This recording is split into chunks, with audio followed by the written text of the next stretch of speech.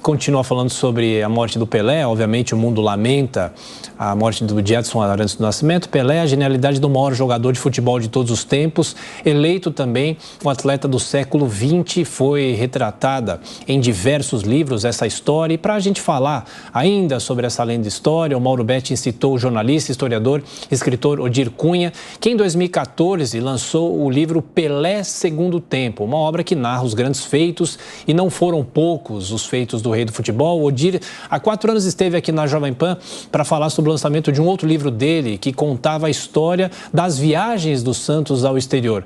Odir, olha, é uma honra receber você, obrigado por ter aceito o nosso convite. E eu começo te perguntando, Pelé era um cidadão do mundo, né? Essas viagens que o Santos fazia, principalmente, a rotina de cidades mudava por causa da chegada do Santos, que tinha grandes craques, mas principalmente do Pelé. A gente vai passar a vida inteira, talvez, e não entender o que esse mito representa até hoje. É um mito que vira lenda, não é, Odir? Bem-vindo mais uma vez. Exatamente, Tiago. Bom dia, Mauro Betting. Bom dia, Adriana. Bom dia, Roberto Mota, que eu sempre assisto pela Jovem Pan. Se não assisto ao vivo, ouço depois os seus comentários sempre precisos. Parabéns à Jovem Pan pelo trabalho e liberdade total para a Jovem Pan. O Pelé, o Santos, a partir de 1959, como se sabe, o futebol brasileiro foi campeão mundial em 1958. E o Pelé foi uma das grandes atrações daquela Copa da Suécia com apenas 17 anos. Então, a partir de 1959, uma forma de o Santos ganhar mais dinheiro e manter um bom elenco, era o time que melhor pagava na América do Sul, estava bem aquém do que se paga hoje, mas era o time que melhor pagava. Para isso precisava também receber em dólares. Então, desde 59, o Santos passou a viajar todos os anos. Em alguns anos, o Santos foi assistido ao vivo por quase 1 milhão de pessoas. Eram públicos de 50 mil pessoas, 30 mil pessoas. Começou América do Sul e Europa. E a partir do final dos anos 60, o Santos foi também à África. Ontem mesmo falei sobre o episódio que o Santos parou a guerra de Biafra, né, em um trecho de Benin, pela Ásia também. Só para você ter uma ideia, em 1959, o Pelé ainda tinha apenas 18 anos, e o Santos, nesse afã de ganhar dólares jogando na Europa, em 2 oportunidades fez 3 jogos consecutivos, assim, jogando hoje, amanhã e depois. E depois, novamente, teve uma outra série de 3 jogos consecutivos. Então, o Pelé foi um super atleta, né? Além de muito bem dotado, tecnicamente, de ter nascido com o dom, digamos assim. Ele herdou muito do seu pai, esse dom, já que o Dondinho foi um grande jogador também, agora um jogador infeliz, que na sua estreia no Atlético Mineiro já teve uma contusão grave, nunca mais pôde jogar em grandes clubes. Então, o Pelé, o pai do Pelé, via o filho, via o dom do filho, e muito preocupado que o Pelé não tivesse a mesma sorte que ele, o Dondinho, aliás, de todas as frases já faladas sobre o Pelé, e são muitas, podíamos ficar o dia todo aqui falando de frases de pessoas famosas sobre o Pelé, eu destaco principalmente a primeira e aquela que norteou a vida do Pelé. É uma frase do Dondinho, que ao ver o Pelé jogar com 6 anos de idade, chamou o filho e falou: meu filho, Deus lhe deu o dom de jogar futebol. Então você tem a obrigação de treinar mais do que os outros. Olha que pai inteligente. Quer dizer, o Pelé tinha o dom de jogar, tinha habilidade, e ao colocar no filho, né, nele mesmo, essa obrigação de treinar mais do que os outros, o Pelé realmente era o primeiro a chegar à Vila Belmiro, o último a sair, e criou a fórmula do melhor jogador do mundo. Outra frase das muitas sobre o Pelé, eu diria que foi do Andy Warhol, aquele artista da arte pop norte-americana, que tinha feito aquela frase famosa: no futuro as pessoas só terão 15 minutos de fama. Ao conhecer o Pelé, que jogava no Cosmos de Nova York, sim, o Andy Warhol mudou a frase, disse: olha, menos o Pelé, esse vai ter 15 séculos de fama. Então, eu diria que o Pelé não morreu. Ele continua usufruindo da sua fama, do seu legado, que não é só no esporte, como disse bem o Mauro Betti. O Pelé virou um mito. Esse livro a que você se referiu, Thiago, que eu fiz sobre o Pelé, que é o Segundo Tempo de Ídolo a Mito, ele não repisa todos os recordes e os títulos do Pelé. Ele tenta mostrar um outro lado. O Pelé não foi só alguém bafejado pela sorte, pelo destino. Trabalhou muito, venceu todas as dificuldades, toda a oposição de muitas pessoas. A gente não pode esquecer que o Pelé era uma criança pobre e negra quando nasceu, em 23 de outubro de 1940, na cidade de Três Corações, numa casa de 3 cômodos, e se tornou um rei, o rei do futebol. Aliás, há uma bela foto da rainha Elizabeth e o Pelé se cumprimentando no jogo em que as seleções paulista e carioca jogaram, e é uma foto muito linda, os dois sorrindo, 2 reis. Então você vê que não é a origem nem a pele que torna alguém importante ou não. O Pelé é uma prova disso. Então, quando se falava com ele sobre racismo, ele dizia: eu não preciso falar nada, a minha vida é uma prova de que todas as pessoas podem conseguir as coisas, desde que trabalhem bastante, se esforcem. Foi o que o Pelé fez, né? E como atleta, incomparável. Só para terminar, um dia me pediram para que eu comparasse o Pelé com o Messi, que é excepcional e talvez hoje seja realmente o melhor jogador do mundo. O Pelé corria 100 metros em 11 segundos, isso em 1972, quando ele já tinha 31 anos. Tinha uma impulsão incrível, sabe-se lá, 1,70 m. Então, você soma isso à sua altura do Pelé. Variou um pouquinho, mas era 1,73 m, digamos. Então, isso explica porque temos fotos em que o Pelé está pulando com o goleiro José Poy, que era de São Paulo, que já é mais alto que o Pelé, e está usando as mãos, e o Pelé está uns 15 centímetros acima do Poy. Então, ele tinha uma impulsão sensacional, era muito rápido, ambidestro. O Mauro, meu companheiro de curadoria no Museu Pelé, sabe bem, se você pegar aquelas chuteiras que estão no Museu Pelé, elas têm as pontas gastas iguais, tanto a chuteira da esquerda como da direita. O Pelé era ambidestro, realmente usava os 2 pés, podia driblar dos 2 lados, e era muito rápido. Então, você não vai ter alguém, dificilmente terá alguém com todas essas qualidades. Senhor Odir, pois não. Apesar desse talento e dom todo de Pelé, ele teve vida fácil para se tornar craque? O senhor que é estudioso da história dele, ou enfrentou grandes dificuldades no caminho também? Quais foram os principais desafios do rei na sua trajetória? Bom, ele não teve vida fácil como nenhum jogador brasileiro teve, né? Eu estou agora escrevendo a vida do Zito, que foi, para mim, o terceiro mentor do Pelé. O primeiro mentor foi Dondinho, seu pai, depois o Valdemar de Brito, em Bauru, e depois o Zito. O Pelé, e todos eles, né, sofreram muito. Nós tivemos muitos Pelés, ou quase Pelés, que se perderam pelo caminho, né? Futebol é um caminho difícil. E quando você vence, você tem ainda uma outra dificuldade. Alguém já falou que no nosso país fazer sucesso é pior do que xingar a mãe. Desculpa a expressão. Mas é isso, é como se você ofendesse as pessoas. Hoje a gente vê essa campanha contra o Neymar, de muitos, né? O Pelé sofreu tudo isso. Tanto é que antes da Copa de 70, o Pelé já era 2 vezes campeão mundial pela seleção e pelo Santos. A revista Placar fez uma enquete no Brasil para saber se os torcedores queriam que o Pelé fosse para a Copa, porque ele não estava bem. Estava 1,5 kg acima do peso, não estava jogando. Pois bem, o Pelé, 40% dos torcedores não queriam que o Pelé fosse para a Copa do México, porque achavam que ele ia envergonhar a seleção brasileira. Veja bem, porque estava passando por uma fase difícil. O Pelé usou um mês de preparativos para voltar ao seu peso normal, treinou muito e, com 4 gols e 5 assistências, foi considerado o melhor jogador da Copa do México. Por isso que o livro tem esse título, de ídolo do futebol, que ele sempre foi, a mito. porque ele chegou a algo que nenhum outro tinha alcançado e hoje Pelé é sinônimo de excelência.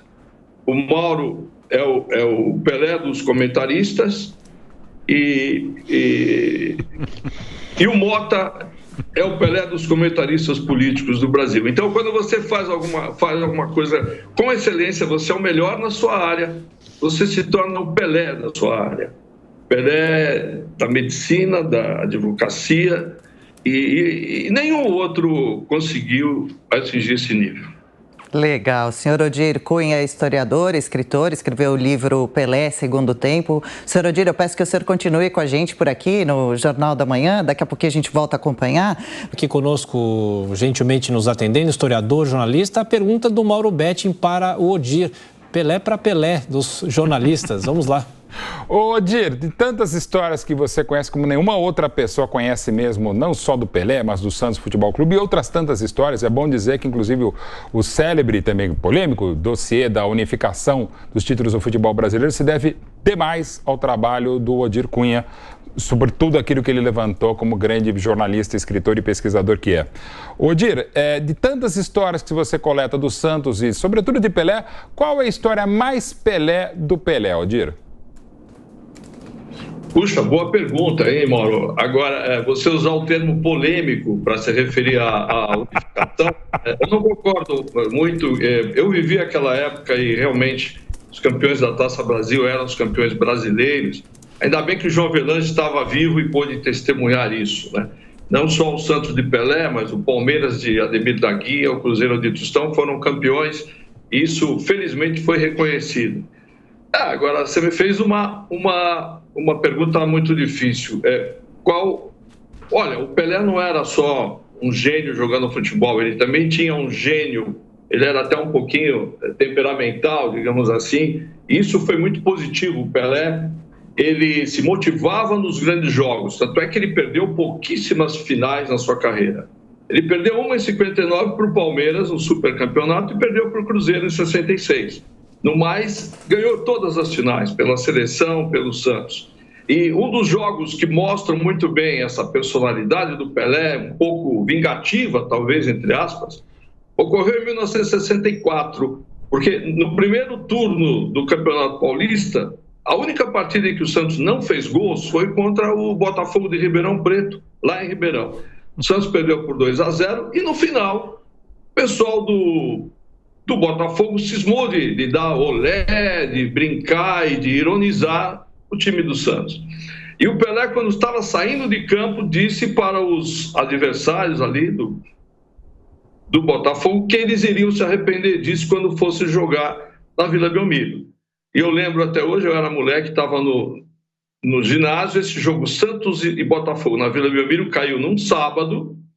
E no primeiro tempo já estava 7-0 para o Santos. Terminou 11-0 e o Pelé fez 8 gols nessa partida e foi o recorde. Então, esse lado do Pelé, né, mais do que uma frase, esse temperamento do Pelé, quando ele entrava motivado, mordido, né, como se costumava dizer, num jogo, dificilmente ele sairia perdedor. Então, ele tinha essa personalidade vencedora. Isso, sem dúvida, essa foi uma marca do Pelé e ele a transmitiu para o Santos e para a seleção brasileira. Odir, o Roberto Mota faz a pergunta dele agora nessa nossa conversa. O Odir Cunha é jornalista, historiador do Santos. Mota. Bom dia, Odir. Eu vou começar aqui agradecendo os elogios que você me fez. Poxa vida, muito obrigado. É muito importante porque a nossa profissão é uma profissão muito solitária, né?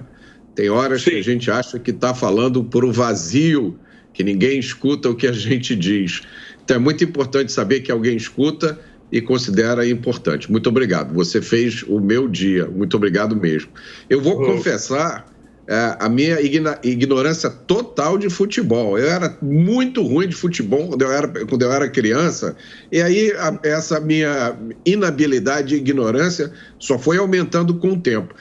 Mas eu vivi um momento mágico na minha vida que eu não esqueço nunca, que foi a Copa de 70. e me dei o trabalho de levantar aqui a escalação, que eu sabia quase toda de cor. Eu que sou analfabeto de futebol, né? E tinha o Zagallo de técnico, Félix, Carlos Alberto Torres, Brito, Piazza e Everaldo, Clodoaldo e Gerson, Rivelino, Jairzinho, Tostão e Pelé. Eu leio essa escalação assim e eu me sinto de novo com 8 anos de idade, na frente da televisão preto e branco da época, né? Com um bombril ali na antena para melhorar a imagem e a família toda reunida. E a pergunta que eu queria te fazer, como observador, né? Como criança, adolescente, eu olhando agora tudo que eu conheci do Pelé, eu vi duas coisas, né? Primeiro, o que todo mundo vê, que é um talento excepcional. É uma graça de Deus que ele recebeu, uma coisa inexplicável. Mas ele também tinha um outro componente, que é uma coisa que eu não sei como é que eu descrevo. Se é determinação, se é maturidade, se é humildade, porque o Pelé, ele nunca teve um comportamento de estrela. E isso eu estou falando aqui dos meus olhos de criança, de adolescente, né, de jovem adulto. Ele parece que ele parecia ter a consciência de que ele era um símbolo e de que ele precisava corresponder à expectativa que as pessoas têm de um grande símbolo. E é essa pergunta que eu faço para você. Essa minha percepção está correta? Porque quando eu comparo o Pelé com os jogadores de hoje em dia, né, que vivem de exibicionismo, de ostentação, de lacração, né? Todos, quase todos, com raras exceções, têm opiniões a dar sobre tudo, ou estão sempre em iates, em jatinhos, em festas e não sei o quê. E o Pelé não era assim, né? O Pelé, quando a gente via o Pelé, dava a impressão de que ele era uma pessoa, como todos nós, estava sempre com um sorriso no rosto. Qual era o segredo do Pelé? Eu tenho algum engano nessa minha percepção? Não, Mota, você não tem engano nenhum. Em primeiro lugar, é um grande prazer falar com você e pode ter certeza que a sua voz hoje é uma das mais ouvidas e tem grande repercussão na sociedade brasileira. É muito respeitada. Você tem razão, o Pelé, essa maturidade do Pelé vem do sofrimento. Aí você vai dizer, puxa, mas uma criança já nasceu sofrida? A criança já nasceu com a herança dos seus pais. O seu pai, como eu já disse, foi um jogador de futebol sensacional. O Pelé dizia até que o Dondinho fez 5 gols de cabeça no mesmo jogo, coisa que é um recorde que o Pelé nunca conseguiu igualar. E o Dondinho sofreu muito com o futebol e passou muitas recomendações ao filho. Então, o Pelé já entrou no futebol sabendo o lado ruim da prática desse esporte, dessa atividade. E no Santos, ele teve a sorte, ele entrou muito jovem no Santos, né? Ele tinha 15 anos ainda, estreou no Santos em 7 de setembro de 56, no jogo contra o Corinthians e Santo André, 7-1 para o Santos, ele fez um gol. Ele tinha muitos jogadores mais velhos e que serviram como mentores, principalmente o Zito, José Iri Miranda de Roseira, que adotou o Pelé, né? O Zito é de 1932, é 8 anos mais velho que o Pelé, era, né? Infelizmente os dois já não estão mais aqui, mas os seus legados continuam. E o Pelé foi muito recomendado para não ironizar, mesmo quando o Santos estava ganhando de goleada, não brincar. O Zito várias vezes gritava com eles, até xingava o Pelé, isso todos eles falam. O Zito tinha essa autoridade de, durante o jogo, xingar os outros jogadores para que jogassem e vencessem e fizessem muitos gols, né? Então o Pelé era muito objetivo, pode ver que dificilmente o Pelé dá um drible para trás, ele está sempre em direção ao gol, né? Então, sim, e o pai dele, que era religioso e passou essa religiosidade para o Pelé, dizia que o Pelé tinha de atender todos os fãs. Claro que chegou um momento que ele virou o Pelé e era impossível atender todos os fãs, né, Mauro? Incrível. Mas o Pelé, quando ele se propunha a atender os fãs, ele podia ficar horas. E aí eu vi isso, pessoas humildes tiravam uma folhinha de papel do bolso toda amassada, falava, Pelé, você podia me dar um toque para minha mulher, para o meu filho? Ele pegava... desamassava o papel e escrevia qual é o seu nome ou qual o nome. Então, tinha essa humildade, sim. Parece que ele estava servindo a um propósito maior, propósito de Deus para ele. Então, e quando estava em campo, esse Deus virava eu não diria um demônio, mas para os adversários, certamente, porque usava todo o seu talento, a sua força física, porque o Pelé sempre foi forte. Temos imagens no jogo da seleção brasileira com o Corinthians, antes da Copa de 1950, lá no Museu Pelé, e ele já era bem forte e tinha 17 anos. Então, mas tinha, sim, essa determinação de ser humilde, de não deixar com que a fama o tornasse uma pessoa vaidosa, uma pessoa arrogante, Mota. Olha, Aldir, muito obrigado mais uma vez pela sua atenção, pela gentileza. Em 30 segundinhos, queria que você falasse do seu livro sobre o Zito, quando lança, e o Mauro e eu provavelmente estaremos no seu lançamento. Poxa, muito obrigado. O Zito, o livro vai ser lançado em abril, no aniversário 111 do Santos. Eu achei importante, eu já tinha feito o livro do Pelé, num dos papos com o Pelé, eu dei uma de Detetive Columbo, quem assistiu a série sabe. Pelé já estava saindo da sala e eu fiz a última pergunta. Pelé, depois de você, qual foi o melhor jogador do Santos? Ele não pensou nada, ele só virou assim e falou Zito. Por quê? Além de titular das Copas de 58 e 62 e também titular do Santos bicampeão mundial, o Zito tinha essa necessidade de ser um líder. Ele era do signo de Leão e realmente eu estive vendo, não que eu acredite tanto, mas está lá, é um líder nato. Então, desde pequenininho, o Zito era o líder de todo o time que ele jogava, mesmo que ele fosse o menorzinho. E essa influência do Zito, eu diria que foi essencial para o futebol brasileiro deixar de ser só aquele futebol que jogava bonito. Porque até 1950, quando nós perdemos a Copa na final para o Uruguai, no Maracanã, tínhamos os melhores atacantes do mundo, talvez, jogávamos o futebol mais bonito, mas não tínhamos uma preocupação com a defesa. Eu acho que essa preocupação veio muito com o Zito, que gritava com todo mundo, que preenchia os espaços, corria o tempo todo, perdia 3, 4 quilos por jogo. Então, a partir dali, nós mudamos, deixamos de ser só um futebol bonito para ser um futebol eficiente. Então, o que o Zito pode nos ensinar? Quais eram os pilares dessa liderança do Zito? Quais são os segredos? O que a gente pode aprender com ele em todas as áreas, não só no futebol? Então, isso me levou a pensar em fazer o livro do Zito. Sou amigo do filho dele, o Zitinho, fomos conselheiros do Santos, e eu prometi que faria o livro do pai dele. E estou cumprindo, e está sendo muito legal. Fomos à cidade que ele nasceu, Roseira, que quando ele nasceu não era uma cidade, era um bairro de Aparecida, a Santos, São Paulo. Então, eu tenho certeza que vai ter muita coisa nova, é uma preocupação que eu tenho, porque como é um craque muito comentado, você tem de buscar coisas novas, enfoques novos, e eu estou certo que mesmo as pessoas acostumadas a ler e conhecem o futebol como o Mauro, e o Mota, que não conhece tanto, faço questão de entregar o livro do Zito para ele, ele vai gostar. Eu vou no lançamento. Simples, honesta, eu acho que influenciou muito no caráter, não só do Pelé, mas de outros jogadores do Santos, como o Coutinho, o Pepe. E quando estiver pronto, eu trago um para você também, viu, Thiago? Combinado. Odir, um abração, muito obrigado, viu? Abraço, foi muito bom falar com vocês. Sou um ouvinte e um telespectador da Jovem Pan. Muito obrigada, grande abraço, boa sexta-feira. Agora sim, a gente